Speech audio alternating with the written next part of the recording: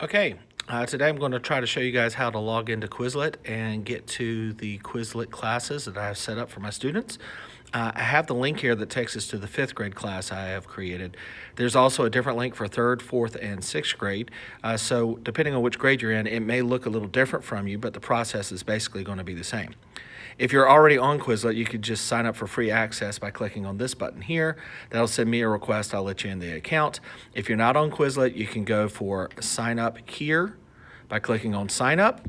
It's going to ask you for your birthday, a username. If you would please make note of what your username is and forward that on to me. That lets me know who is what student, and so I can track progress.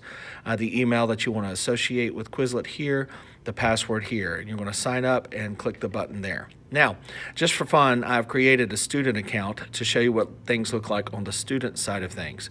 Come over here to log in, and we are going to sign up with our student account.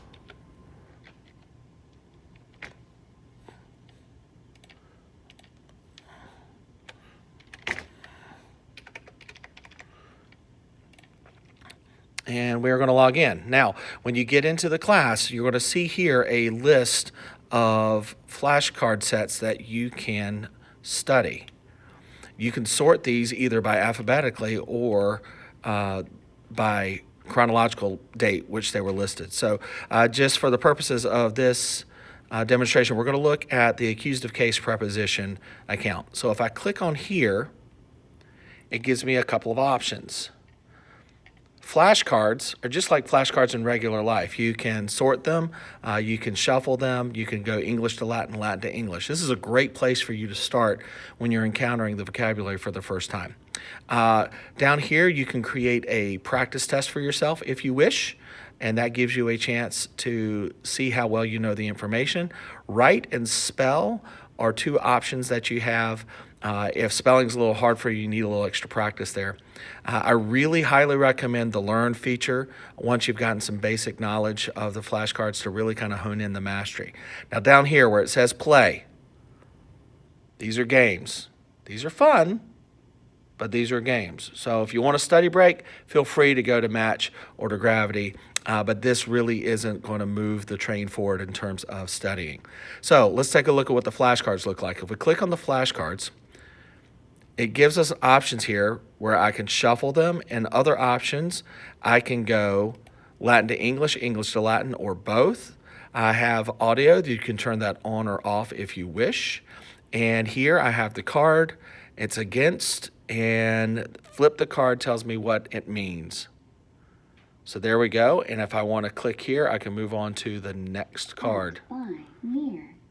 At, by, or near. That is a pud. Next to. That is juxta. Along. Secundum. And we can keep doing that throughout the entire list. So flashcards gives us a way of practicing and learning the words. Learn is the feature that I really like for students to focus in on. When you click in on Learn, it's going to give you the words in rounds of 7. So you're going to do these 7 words at a time. So this set has 21 words. It's going to take a little longer to go through it. You'll have to do several different versions of it. But when you get down to options below, again, you can set how you wish to have everything set up here. So contra, well, that means against. So let's type that in. See how we did. Ultra, that means bounded, right? Oh, no, it doesn't. It doesn't. And it tells me what the correct answer is. And the nice thing about that is it then takes note of the fact, oh, I need to study this one, and it'll give me some more practice with that word. Infra, that means below. Post, that means after. Oh, no. Oh, what happened here? Well, I meant to say after, but I had a typo error here. So you got a couple of options here. You can either just press any key to continue, and that'll throw it back into the stack that you need to work on, Or you could say, I knew what I was talking about here, so I'm going to click on override I was correct. Now, be very careful about this, friends. If you click on this and you truly didn't get it right, you're trying to trick the system into thinking you know the word. That doesn't help you learn the word the way you should. So use this very sparingly. And in fact, I'm just going to press on because maybe I need to work on my spelling some. Extra. That's outside of. Sorry about that. Typing with one hand is hard. Apud. At. Near. By.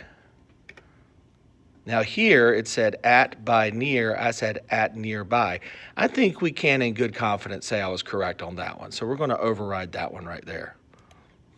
Per is through. And when you finish with the set of 7, it lets you know where you're at. I've got 7 words in this set that I haven't seen yet. I have 11 words that I've shown familiarity with. That is, I've been able to pick the right answer out of a list of multiple choices. And I've got 3 that I've mastered where I've shown that I know how to spell the word properly to move forward. Okay? So that's learn. Now let's go back and take a look at the tests. Let's say we want to create a test for ourselves. So if we want to create a test for ourselves, it'll generate one automatically on its own. But you always want to practice like you think you're going to see the actual test. So down here under options, we can say, hey, what kind of words are we going to see here? Well, typically we don't do true, false, or multiple choice on Latin tests. And when we're doing new words, we typically don't do matching. So written is the best way to practice this. Now, it has the opportunity to show the images that I create for the flashcards. But again, if you're trying to create something that's going to look like the actual test, those images won't be on the test. So it's probably in your best interest to click that off. So let's click that off. And you want to answer with Latin because that's the part you want to practice spelling. And then when you do that, you can create a new test. And there you go. It's going to create a test, 20 questions. With all the words, and you can work your way through that. And when you finish, you check the answers, and it's going to rate you and tell you how well you did.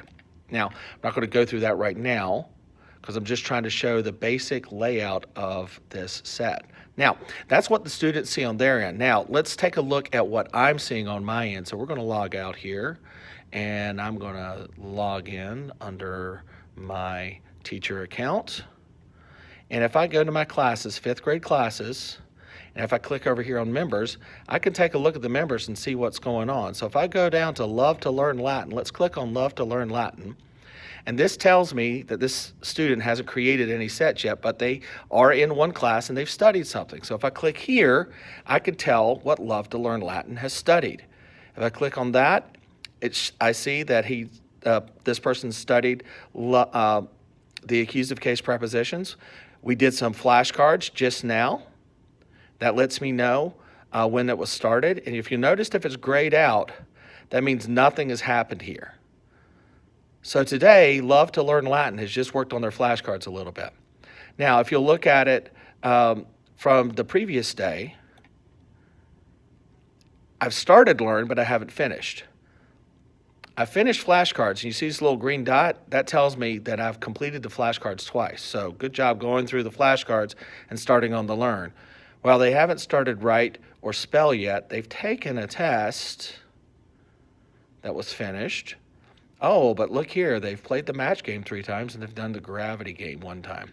So these are some of the things that I'm going to be looking at to see what you're working on at home.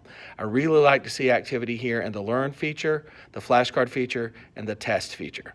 Again, if we're in these areas right here, that's a great study break, but that's not really what we want to do in terms of studying and learning the Latin.